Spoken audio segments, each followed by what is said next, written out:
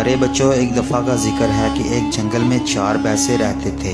उन चारों की ताकत ऐसी थी कि उन्हें देखकर जंगल का हर जानवर डरता था। उनमें से एक शेर भी था। हर बार जब शेर उन पर हमला करने का मंसूबा बनाता तो वो उन्हें इकट्ठे देखकर मायूस हो जाता और सोचता, मैं इन पर कैसे हमला करूं, ये तो हर वक्त इकट्ठे रहते हैं। चलो कोई बात नहीं, मैं कल दोबारा कोशिश करूंगा। एक दिन जब ये चारों जंगल में घूम रहे थे तो एक भैंसा इनसे कहता है, देखो मैंने सुना है कि दूसरी जगह के घास बहुत मजे के हैं।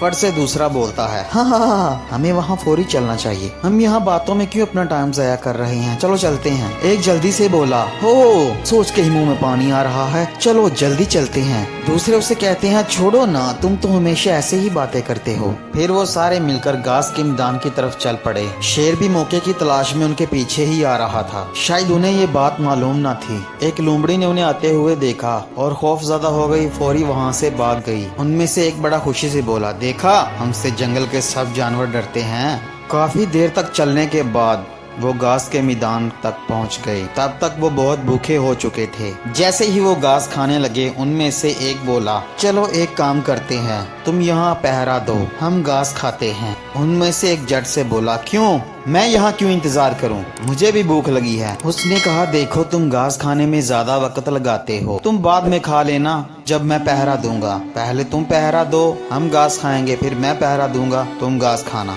हो अच्छा, मैं तुम्हारा नौकर नहीं हूँ, मैं इंतजार नहीं करूंगा, मैं भी तुम्हारे साथ ही खाऊंगा। तीसरा बोला, ओह छोड़ो ना, तुम किस बात पर झगड़ा कर रहे हो, इसका यहाँ इंतजार करना मुनासिब नहीं। ओहो नहीं, इसे यहाँ इंतजार करना होगा। दूसरे ने उसे कहा, ओह अच्छा, तुम मुझे हुक्म देने वाले होते कौन हो, अगर तुम्हें मसला है तो ठीक है, मैं यहाँ से जा रहा हूँ। तुम हमेशा हुक्म देते हो, क्या समझते हो मुझे तुम्हारी जरूरत है, मैं जा रहा हूँ। तुम हमेशा हुक्म देते हो, तुम होते कौन हो, मैं अकेला भी रह सकता हूँ, जाओ दफा हो जाओ, सभी चले जाओ। ये सब एक दूसरे से नाराज हो गए, लेकिन इन्हें पता नहीं था कि शेर घास के अंदर छुपा हुआ है। शेर मुस्कुराते हुए कहता है कि आखिर ये लोग आज बिखर ही गए, चलो देखता हूँ इन्हें आज मुझसे कौन बचाता है। मौका देखते ही उसने एक भैंसे को मार गिराया और फिर दूसरे को भी। इस तरह एक एक करके उसने सभी को मार दिया। जब तक वो साथ थे तो कोई उनके पास जाने की हिम्मत न करता था, लेकिन जब उन्होंने आपस में झगड़ा किया और एक दूसरे से अलग हो गए